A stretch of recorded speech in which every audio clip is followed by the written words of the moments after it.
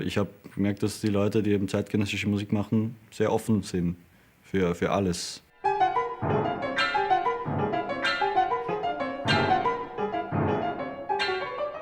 Mit moderner Musik hat man sehr viel Freiheit. Das ist einmal sehr schön für die Künstler. Es ist auch immer interessant, wenn man neue Ideen bekommt von den Komponisten. Man denkt, man spielt das Stück richtig, man ist treu, aber trotzdem, es kommen immer neue Impulse und es ist interessant, wenn man mit den Komponisten direkt arbeitet auch.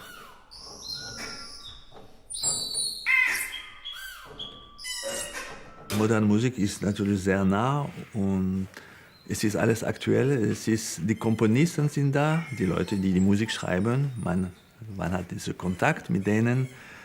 Es gibt sehr viel Kreativität. Das ist eigentlich sehr aufregend. Ja.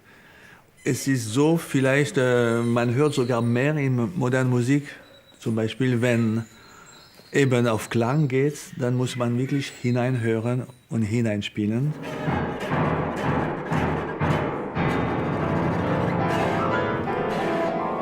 Ich habe immer sehr gute Tipps bekommen, wie ich das Stück spielen kann. Und diese neuen Experimente, was kann man alles aus den Instrumenten erzeugen, neue Klänge und auch neue Konzepte von den Komponisten.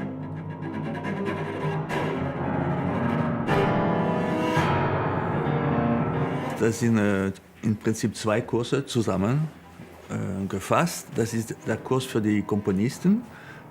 Dieser Kurs leitet Jan Robin. Und es gibt einen Kurs für die Instrumentalisten, wo sie moderne Spieltechnik entweder lernen zum ersten Mal, das ist die Möglichkeit einzusteigen, oder die können perfektionieren.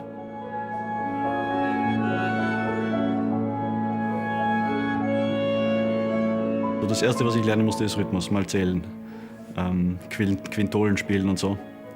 Und eben ja, Spieltechnik genauso.